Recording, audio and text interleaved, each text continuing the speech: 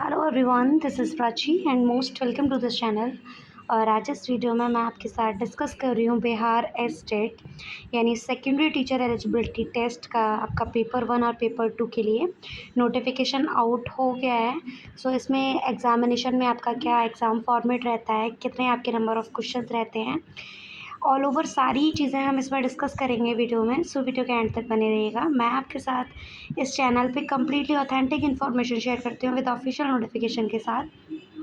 सो इसी तरह की जॉब्स अपॉर्चुनिटी या फिर आपकी किसी भी टाइप की अपडेट, चाहे वो आपकी कॉन्ट्रेक्चुअल बेसिस हो या permanent, time to time update को लेने के लिए वीडियो को लाइक ज़रूर कीजिएगा एंड चैनल को सब्सक्राइब ज़रूर करें।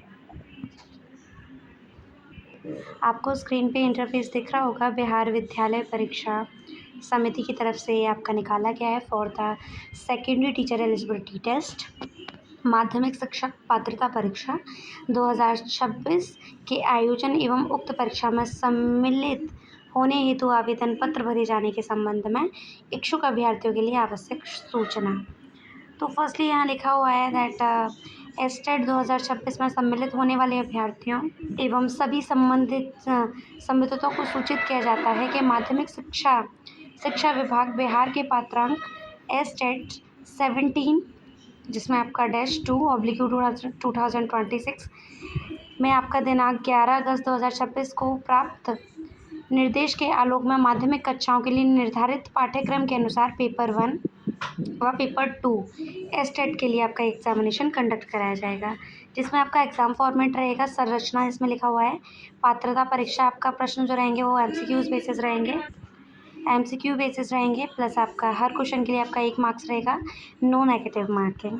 यहाँ पेपर के विषय के बारे में आपको बता दिया गया है। फर्स्ट आपको यहाँ पेपर 1 के लिए दिख रहा होगा, इसमें आपका पेपर कोड है जिसमें आपका लैंग्वेज में जो रहेंगे सामान्य विषय हिंदी, उर्दू, बंगला, मैथिली, संस्कृत, अरबी, फ़ारसी, भोजपुरी, अंग्रेजी, गणित, विज्ञान, सामाजिक विज्ञान, ये सारी चीज़ें आपको बता दी गई हैं। इसमें आपका एलिजिबिलिटी क्राइटेरिया क्या रहेगा फॉर द पेपर फर्स्ट। आप किसी भी सब्जेक्ट के लिए जा रहे हैं, सामान्य विषय किसी की भी सब्जेक्ट के लिए जा रहे हैं, तो अपने 50% के साथ उस सब्जेक्ट में ग्रेजुएशन कंप्लीट कर रखा हो और आपने बीएड कंप्लीट कर रखा हो। मिनिमम आपका 45% के साथ आप पास आउट होने चाहिए ग्रेजुएशन में, ये आपको क्लियरली बता दिया गया है। फिर यहाँ आपको इसका फॉर्मेट है आपका शारीरिक शिक्षा, संगीत विषय, ललित कला विषय, नृत्य विषय, इसमें सबका आपका अलग अलग तरीके से आपको मेंशन किया गया है। जैसे कि आपका हिंदी, उर्दू, मैथिली, बंगला, संस्कृत, अरबी, फ़ारसी, भोजपुरी, अंग्रेजी, गणित, विज्ञान, सामाजिक विज्ञान में आपका सेम एलिजिबिलिटी क्राइटेरिया है। वहीं आपका शारीरिक शिक्षा में आपको बताया गया है कि आपका 50% के साथ आपका फ़िज़िकल एजुकेशन में आपका ग्रेजुएशन कंप्लीट हो या आपने बीपीएड कर रखा हो, ये आपको बता दिया गया है। ये सारी चीज़ें आप पढ़ सकते हैं। फिर आपका म्यूज़िक में आपका 50% के साथ आपका ग्रेजुएशन कंप्लीट हो। आपको आप म्यूज़िक में या मैं कहूँ फ़िज़िकल एजुकेशन में आपका बीएड मैंडेटरी नहीं है। फिर आपका फ़ाइन आर्ट्स में है आपका 50% के साथ ग्रेजुएशन कंप्लीट हो फ़ाइन आर्ट्स में, ये आपको बता दिया गया है। प्लस आपका डांस विषय में भी आपका जिसका सब्जेक्ट कोड 116 है, इसमें आपका 50% मार्क्स के साथ आपका ग्रेजुएशन कंप्लीट हो।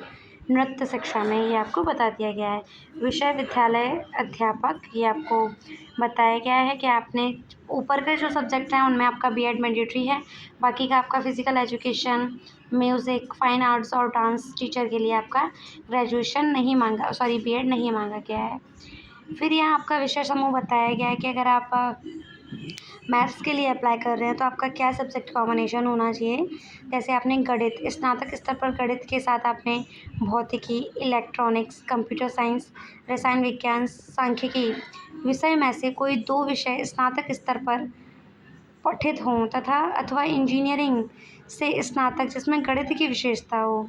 इस क्रम में स्पष्ट किया जाता है कि स्नातक स्तर पर गणित साइंस में बीसीए की योग्यता को सम्मिलित माना जाएगा। यानी आपका मैथ्स के साथ आपका इन किसी भी सब्जेक्ट आपने कोई भी 2 सब्जेक्ट पढ़ रखे हों तो आप एलिजिबिलिटी रहेगी आपकी मैथ का एस्टेट देने की।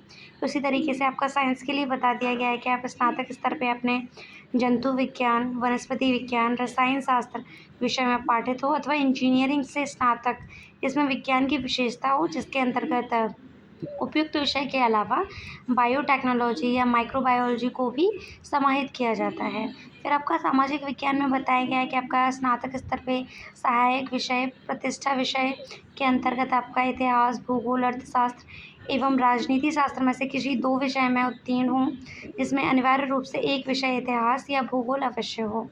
फिर आपका भाषा से संबंधित विषय में आपका बता दिया गया है, आपका भाषा संबंध में ग्रेजुएशन होना चाहिए ऑनर्स में, ये आपको क्लियर कर दिया गया है। पेपर फर्स्ट के तहत आपका संगीत, नृत्य व ललित कला विषय की अलग-अलग परीक्षा ली जाएँगी। शारीरिक शिक्षा के लिए केवल पेपर 1 के तहत परीक्षा ली जाएगी, जिसके लिए अर्हता का निर्धारण परिशिष्ट 1 की कंडिका 2 में किया गया है, यानी आपको इस टेबल में दिख गया होगा। फिर यहाँ आपका पेपर सेकंड के लिए है, जिसमें आपका पीजीटी के लिए अप्लाई करते हैं आप, जिसमें आपका सब्जेक्ट कोड आपको दिख रहे होंगे। इनके लिए आपका सेम रहेगा, आपका पोस्ट ग्रेजुएशन कंप्लीट हो 50% मार्क्स के साथ। अगर आपने 45% से भी कर रखा है देन यू कैन एलिजिबल।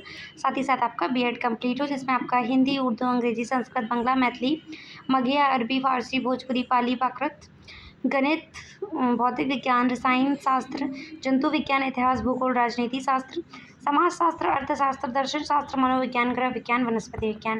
वहीं आपका वाणिज्य, कंप्यूटर साइंस, कृषि और संगीत के लिए जो आपका रहेगा, उसमें आपका इन सब्जेक्ट के लिए सिर्फ आपका पोस्ट ग्रेजुएशन कंप्लीट हो, आपका बीएड नहीं मांगा गया है। कंप्यूटर के लिए भी आपका बीएड की कोई अनिवार्यता नहीं है, कृषि के लिए भी कोई अनिवार्यता नहीं है, आपकी म्यूज़िक के लिए भी कोई भी नहीं है, साथ ही साथ आपका कॉमर्स के लिए भी कोई नहीं है। Subject at post graduate level, ये आपको सब्जेक्ट कॉम्बिनेशन बता दिया गया है कि आपने इस सब्जेक्ट में अपना पोस्ट ग्रेजुएशन कंप्लीट कर रखा हो। तो ये तो आपका रहा पेपर फर्स्ट और पेपर सेकंड के लिए आपको बता दिया गया है।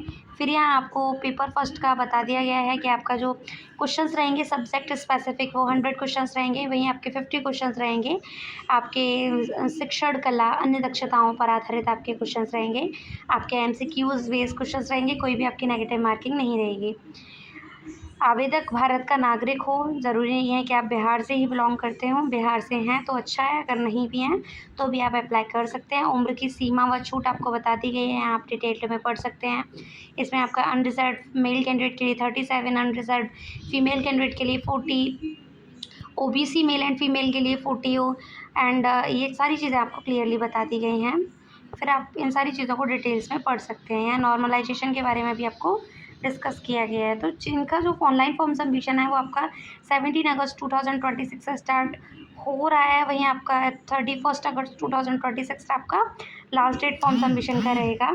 तो यही इन्फॉर्मेशन थी। बाकी का आप जो भी कैंडिडेट इंटरेस्टेड हैं, एलिजिबल हैं, वो इसके लिए आप इसके ऑफिशियल वेबसाइट पे जाके पढ़ सकते हैं सारी चीज़ों को डिटेल्स में। यहाँ आपका जो आपका क्वालिफाइंग क्राइटेरिया रहेगा वो आपको बता दिया गया है। अनरिजर्व से बिलोंग करते हैं तो आपका 50% मार्क्स के साथ आपका पास आउट रहा जाएगा। जैसे 150 में से आपका अगर 75 आता है तो आप उसके लिए क्वालिफाइड रहेंगे।